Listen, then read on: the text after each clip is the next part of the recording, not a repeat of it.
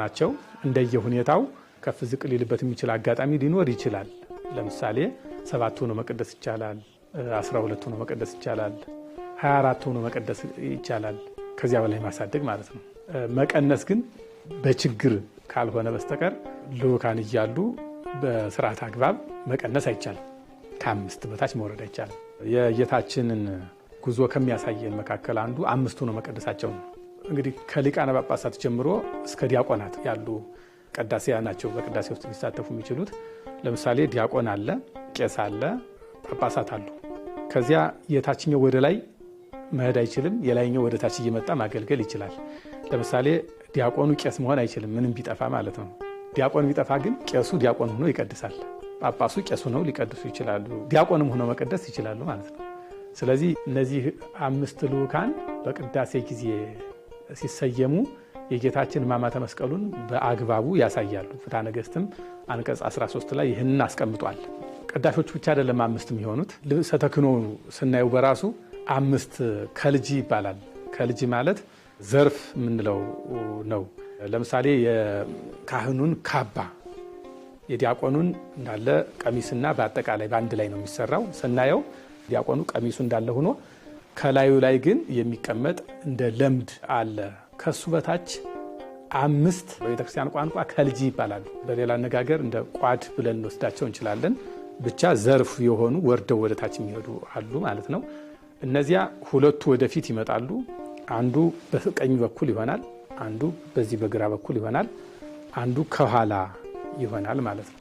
እና ቀዳሲያኑም እነዚህ የልብስ ዘርፎች 5 መሆናቸው በመጀመሪያ ወደ ደብረ ታቦር ተጠርተው የሄዱ 5 ናቸው።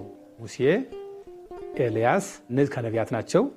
ከሐዋርያት ደግሞ ጴጥሮስ፣ ዮሐንስ፣ ያዕቆብ፣ እነዚህ 5 ናቸው። እና ደብረ ታቦር የቤተ መቅደስ ምሳሌ ስለሆነች በዚያ የተገኙ ጌታችን በመካከል ይዘው የተገኙ አመስጋኞች ወይም አገልጋዮች 5 ናቸው። እና በመጽሐፍ ቅዱስ የማቴዎስ ወንጌል ምዕራፍ 17 ላይ የምናገኘው እነሱን ስናይ ደብረ ታቦርን ቤተ መቅደስ አድርገናት 3ቱ ሐዋርያት 2ቱ ነቢያት 5 ሆነው ተገኝተውበታል። አንደኛው የእሱ ምሳሌ ነው። ሌሎቹ ሐዋርያት ከታች ነው የቀሩ። እነዚህ ደግሞ ከቤተ መቅደስ ውስጥ የማይገቡ ግን የቅዳሴ ተሳታፊዎች ናቸው። ከታች ያሉት የቀሩትም ብርሃነ መለኮቱን አይተዋል። ብርሃነ መለኮቱን አይተው ግን ደብረ ታቦር ላይ አልወጡም። የብርሃኑ ተሳታፊዎች ናቸው። ስለዚህ አገልጋይ ምእመናንም የክብሩ ተሳታፊዎች ናቸው።